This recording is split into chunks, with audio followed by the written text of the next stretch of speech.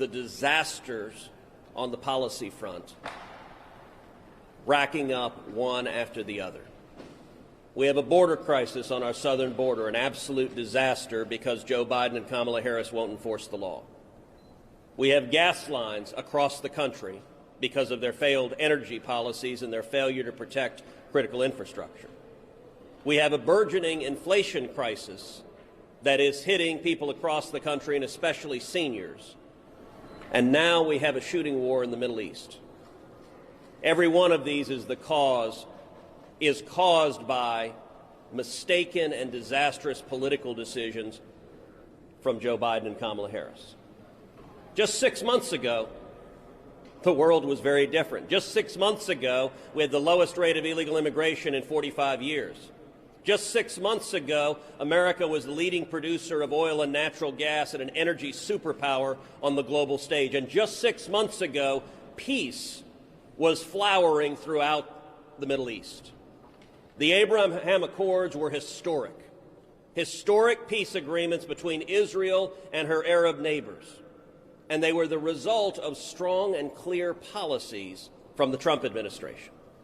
Two decisions in particular by President Trump set the stage for the Abraham Accords. Number one, the decision to move our embassy to Jerusalem, the once and eternal capital of Israel, which President Trump made. Presidents of both parties had promised to do that. Presidents of both parties had broken that promise. I was there in Jerusalem when we opened the embassy. And it was a clear and unequivocal statement to our friends and to our enemies that America stands resolutely with Israel. And then secondly, that same week, President Trump withdrew America from the disastrous Obama-Iran nuclear deal, the single most important national security decision made by President Trump. Those two decisions set the stage for the Abraham Accords. When the Abraham Accords were signed at the White House, I was there.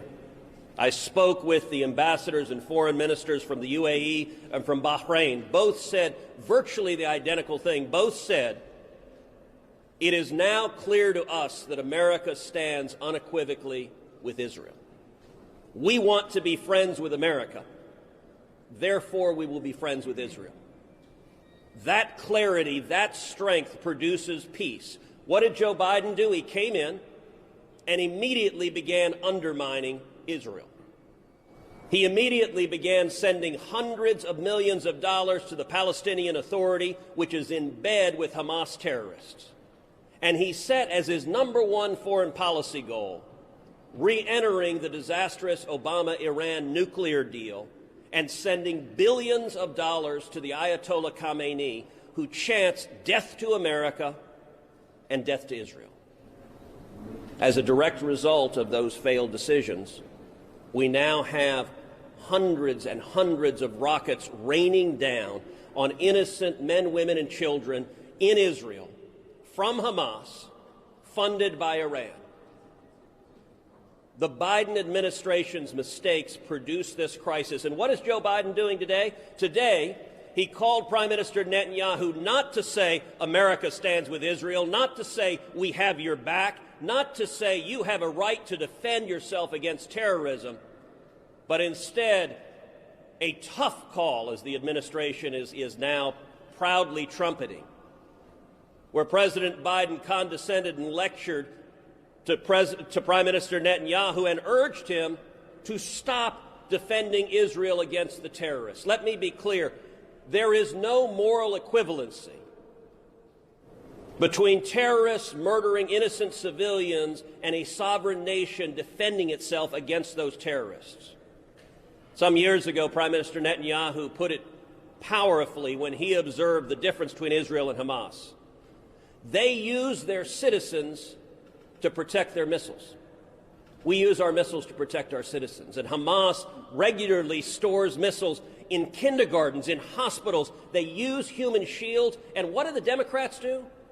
The Democrats act as their press agents. The Democrats spread propaganda because human shields are all designed locating military assets where innocent Palestinian civilians are likely to be the inadvertent targets of any act to strike back against the terrorists. It is Hamas that is killing these human shields. And the Democrats and the press are happily parroting that propaganda language.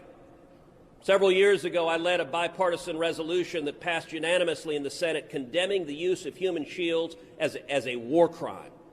It is a war crime, but right now the Democratic Party is governed and led by the extreme left, by the Squad, by AOC and Tlaib and Omar, whose statements might as well be issued on behalf of Hamas. They are accusing Israel of engaging in terrorism. Defending your citizens from violent terrorist attacks is the right of Israel.